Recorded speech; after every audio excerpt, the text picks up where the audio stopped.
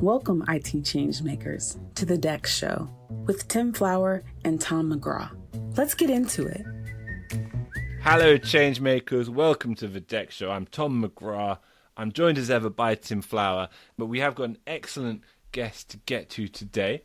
Her name is Nancy Goebel. She's from the Digital Workplace Group, DWG, where she's Deputy CEO. And if I'm not mistaken, Nancy, you are going to become the CEO proper in a matter of months. Is that right? That's exactly right. So I like to describe this year as having my training wheels on. Sure.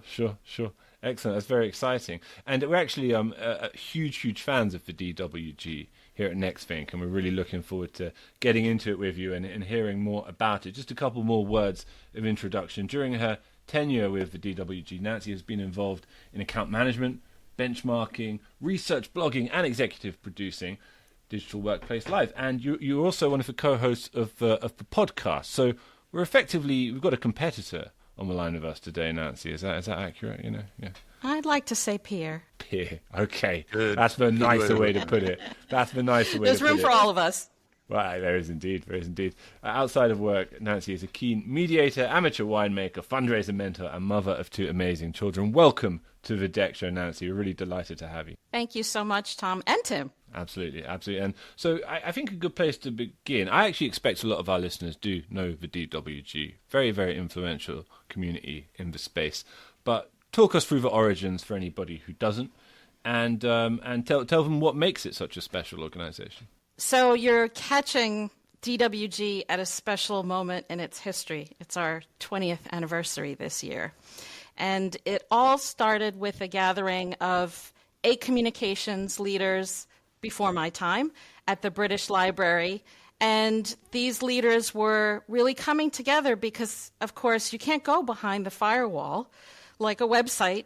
You can't see what people are doing. And at the time, they were really keen to share and learn from each other about the world of intranets. And benchmarking was started, and then a community of practice from there. Fast forward to about 12 years ago, our CEO and founder, Paul Miller, sat down to write a book called The Digital Workplace, How Technology is Changing Work. And that book was really groundbreaking, not only for us as a company, but it really marked the birth of a new industry. Not many people know that the term digital workplace was coined by IBM back in the 70s. And via this book, Paul put the term on the map. So I like to call him the godfather of the digital workplace for that reason. And so it sparked DWG rebranding from what had been the Internet Benchmarking Forum.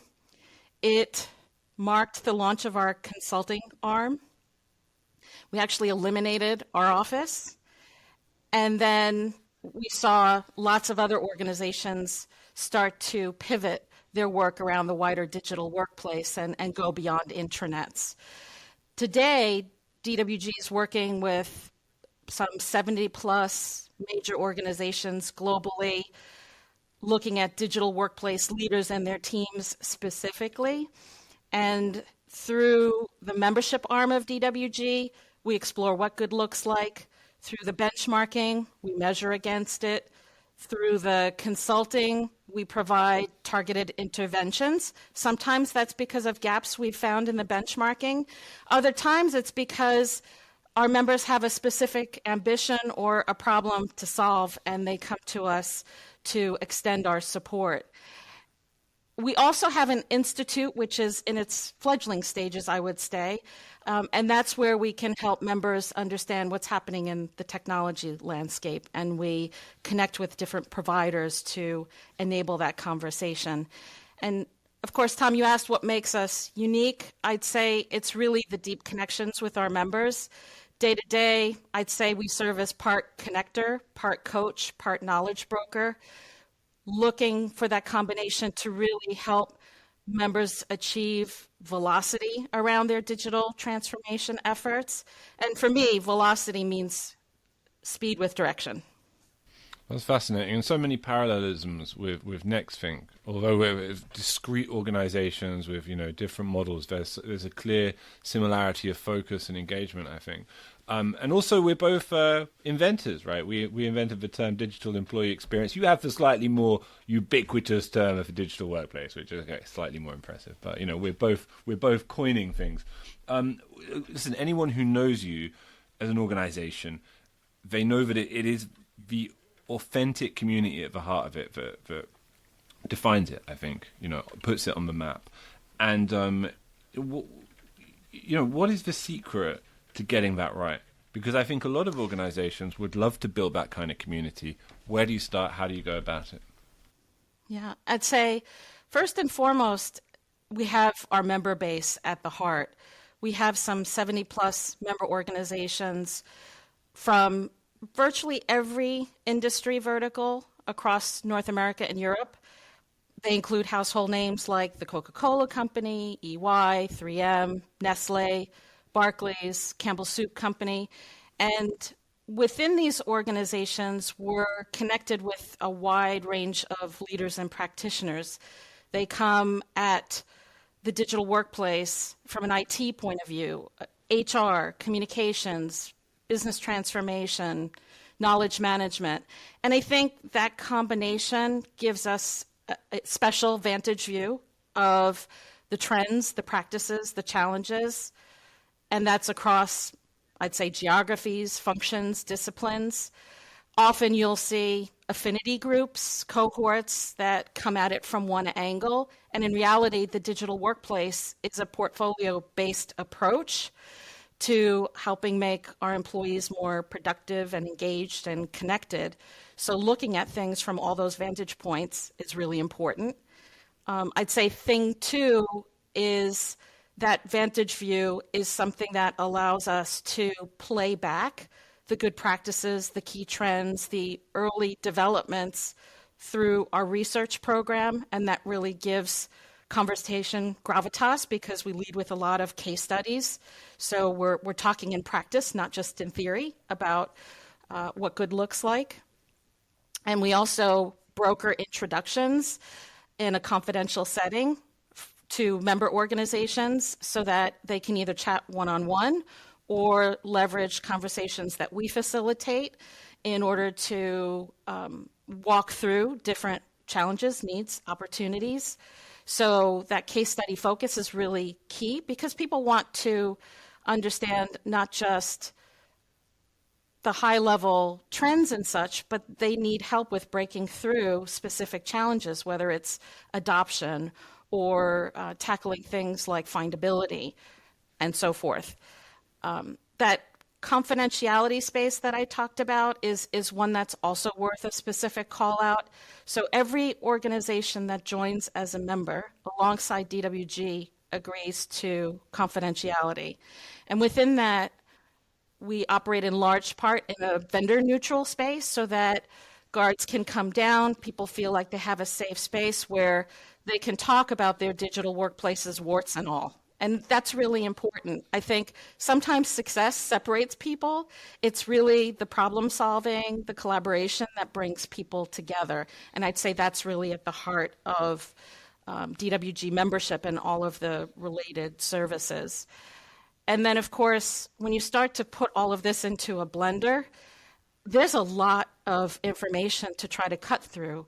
So services like Ask DWG, which is a window into our knowledge team, really allows us to help answer specific questions that our members have based on all of the resources that we have at our fingertips, whether it's the case studies, the research, the benchmarking data, and all the rest. I think the last point I would raise is that I also think what makes us unique is that we're very much practitioner-led as a DWG team. So I came from JP Morgan, where I had a long career. DWG is in large part my second career, and an exciting one at that. But I have other colleagues who came from the likes of Boots, T-Mobile, Orange, BDO, Nationwide, Scottish Government. So they all sat in the seats that our members are currently in, whether broadly speaking as digital workplace leaders or more niche practitioners like intranet managers. And so I think not only does that give us chops, but it also allows us to approach things in an actionable way. And that really gives us the power to guide other organizations towards that success they're looking to achieve. So we were just talking earlier about getting together in person at our upcoming conference. You started doing in-person gatherings again. That must have meant a lot to you following the pandemic, right? How did that go over with the teams? Oh, gosh. It was really important for us on a couple of levels. I mentioned that, we've been office-less for upwards of 12 years now. So there are special moments that come together for us where we, as a DWG team, are connecting face-to-face. We have co-working days once a month in London for those who are local, but on a global scale, really, it is the member meeting that allows us to come together as a team. But also for DWG members as a whole, it had been almost 3 years since we had been together with the timing of the pandemic. So we met in New York in June, and again, that's nearly 3 years out from the last meeting. Wow. Excitingly, it coincided with our 20th anniversary, so it had a celebratory note to it on top of just this exhale of, gee, we're finally together again. And so the combination really allowed us to create a space for meaningful connection, for collaboration, for generating new ideas and solutions across the board. And I couldn't have been more delighted than to chair that meeting, working not only with our hosts, the Estee Lauder companies, but probably about 50 or so members who were part of that circle of conversation. And now that we've sort of put that muscle back in play, we're even more excited about the fact that we're going to be having 4 such gatherings next year. So that puts us on par essentially with what we've been able to achieve in the past, with 2 meetings coming up in North America next year and 2 in Europe. And Fidelity International will be hosting the first of those meetings out of London, and we're in the process of working through our hosts for the additional sessions that will follow beyond. We often try to pick moments that matter in the history of our member organizations to really help pave the way for who's in the best position to host. And of course, not everyone is in a position to travel, so we still have a pretty robust rolling program of virtual meetings and of course, mix in all of the other resources that we talked about, like Ask DWG and the research, and of course, the podcast. So that combination really allows us to stay tightly connected with the members and for them to be able to tap each other and the DWG team. It really is almost surprising how energizing those in-person, the ability to do in-person gatherings actually is. I think we took it for granted for a long time, and then when it goes away for 2 or 3 years, you realize how much you actually rely on other people for your energy and to keep things rolling. Let's touch a little bit on digital experience from an employee standpoint. This whole approach of putting the user at the heart of IT is really something that NextSync has driven from its early days as a customer. It was one of the things that drew me to the product and drew me to the company as well. Has it also been at the heart of DWG for some time? And what do you think has brought it more to the forefront over the past couple of years? So I'd say, we're very much aligned with that spirit and philosophy. The first benchmark area that DWG, back then IBF, launched was intranet usability. So that dates back to our origins story.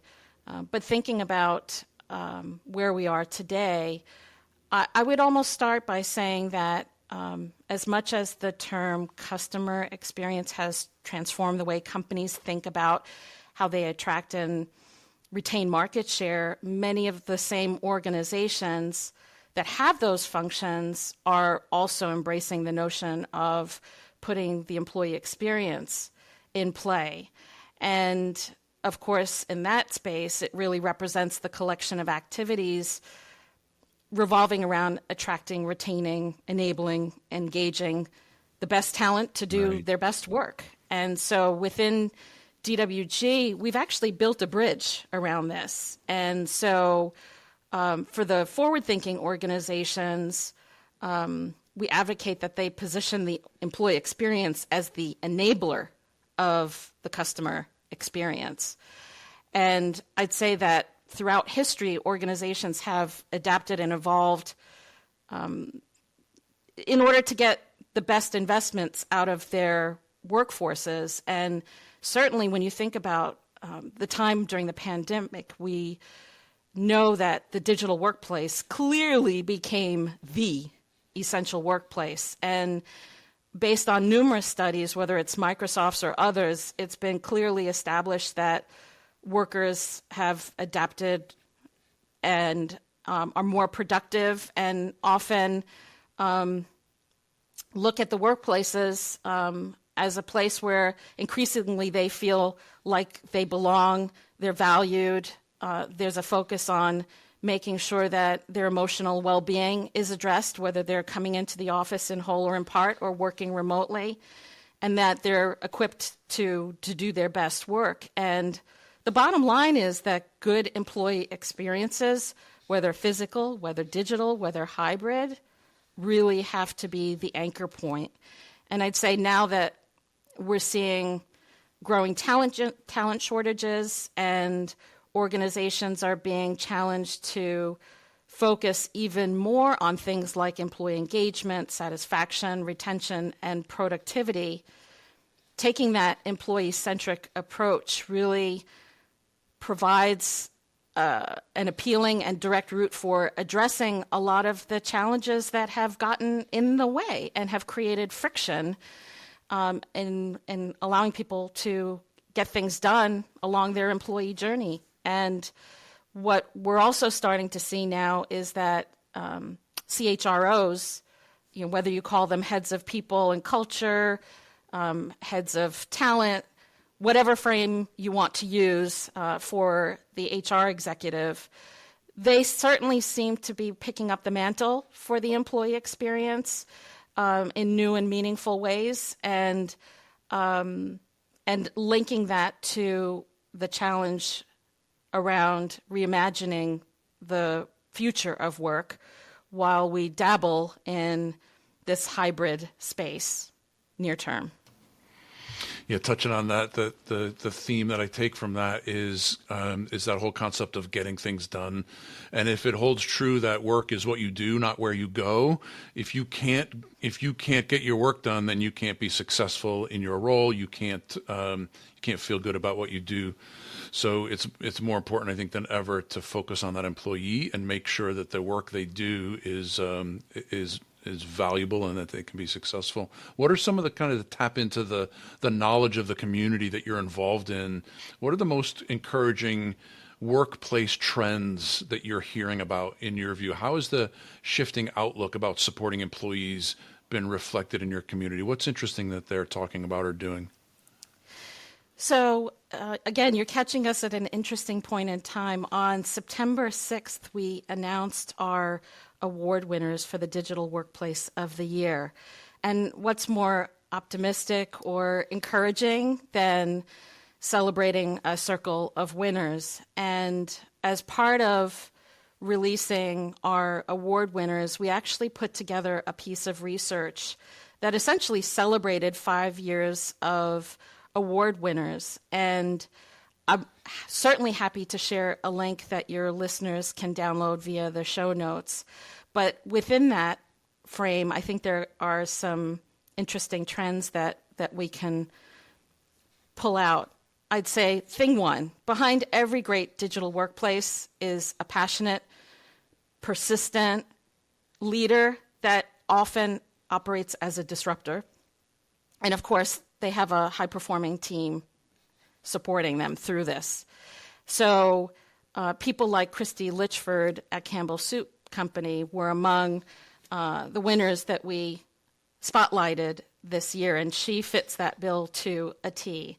So there are no shrinking violets in the digital workplace industry. And I think, unlike other professions, like going into the field of accounting or some of the more technical fields within the IT realm, there isn't a program that you go to learn how to become a digital workplace leader. It happens rather organically. So that's why that level of tenacity and passion is needed, because there's lots of change to cut through.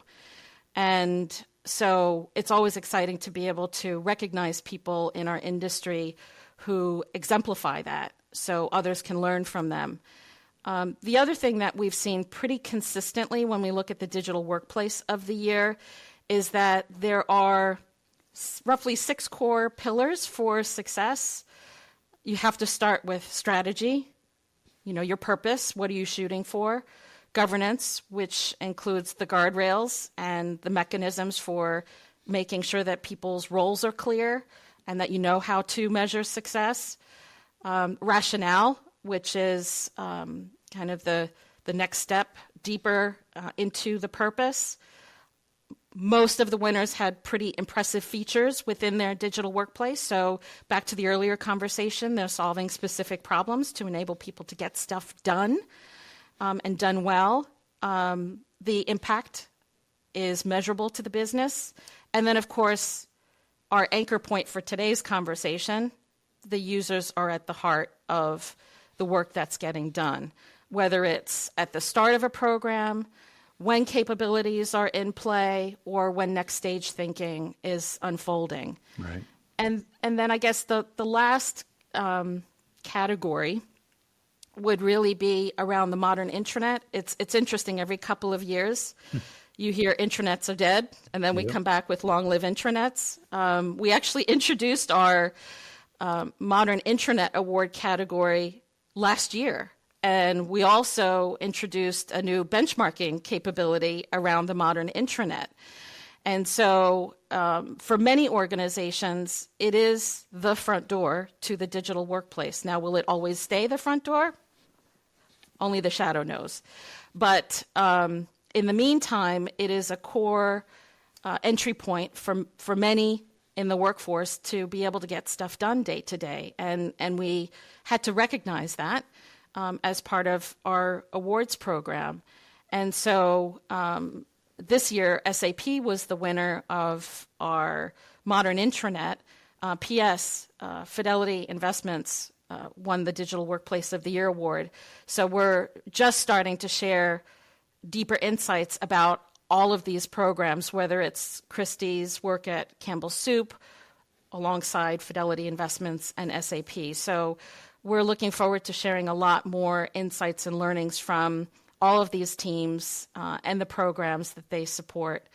And so, sharing that with your listeners is going to be one of our happy takeaways from this session. And as I said, to start, it gives really an encouraging view that the digital workplace truly is a strategic asset inside of organizations. And taking some time to celebrate in between all the hard work that's happening is absolutely critical.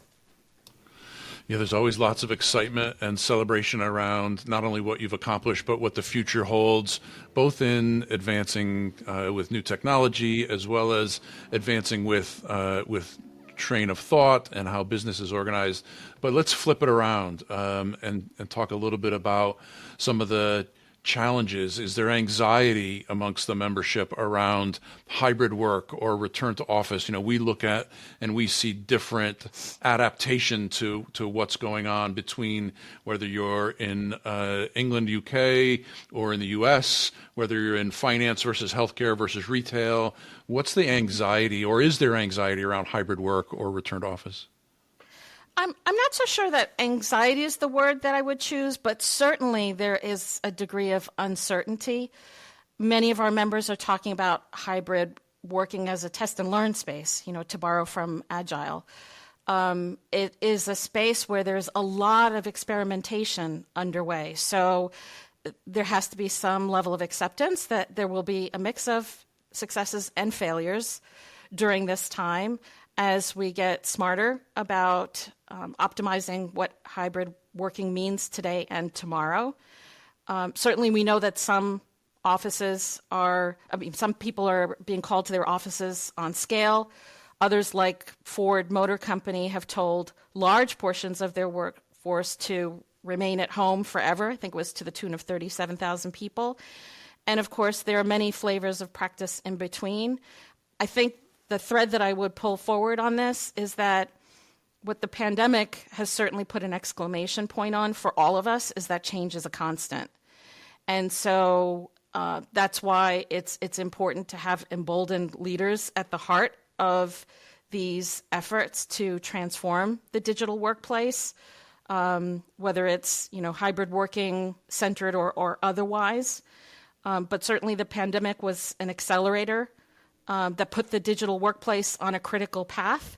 But it didn't land us at a final destination, and that's part of what makes our industry so appealing. So it's two sides of a coin. It's both a challenge and an opportunity. But the bottom line is that digital workplace leaders and their teams need to act as stewards of change along that employee journey. So those are a couple of initial thoughts about some challenges. And with regards to resources, Nancy, where are your members feeling the pinch, the sharpest at present, or where are they expecting to? And what recommendations do you have around investment as an organization? I mean, we're seeing, for instance, a degree of engineering talent shortage and an increasing interest in the ways technology can potentially cover some of those gaps. Is that something you're hearing about? Absolutely. And in fact, in talking with our members, I'm actually hearing that there is sort of a combination of challenges. One is not only is it becoming harder to staff digital workplace teams with qualified talent, whether it's internally within their organizations or even with some of their partner organizations who are ready to take on new client work but don't always have the resources on hand to move swiftly.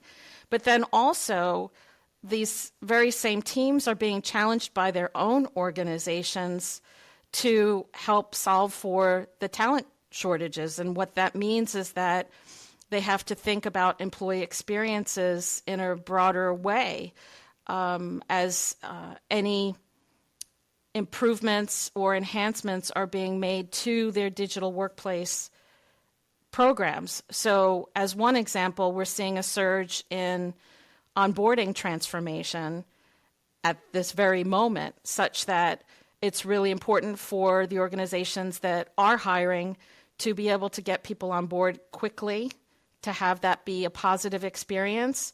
But it's no longer just about having somebody desk ready on day one, meaning that they have a laptop and business cards if they need them and a soft phone if they need that as well. But it's also about finding the right ways for them to become connected with the company's strategy, build social capital quickly, because what we did see very often during the pandemic was that mid-career hires were coming and going because they couldn't connect in meaningful ways sitting, off in a remote location.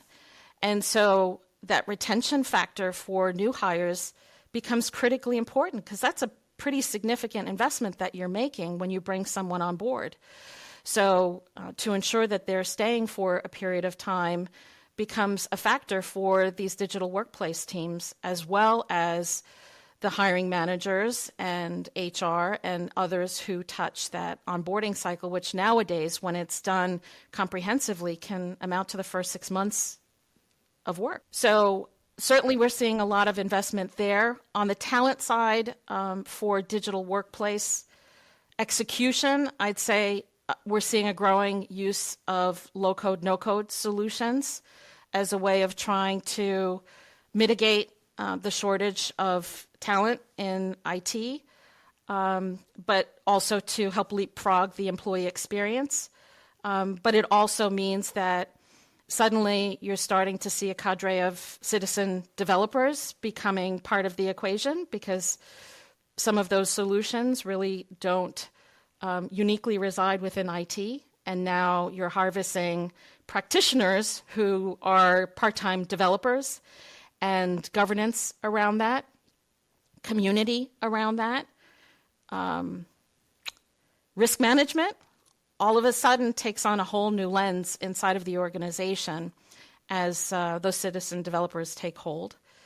And I know that there are plenty of other trends that we could talk about, but I'd say those are just, a smattering of some of the challenges that we're seeing, apart from, the financial challenges that we all know are at play at a time when both inflation and recessionary factors are in the mix.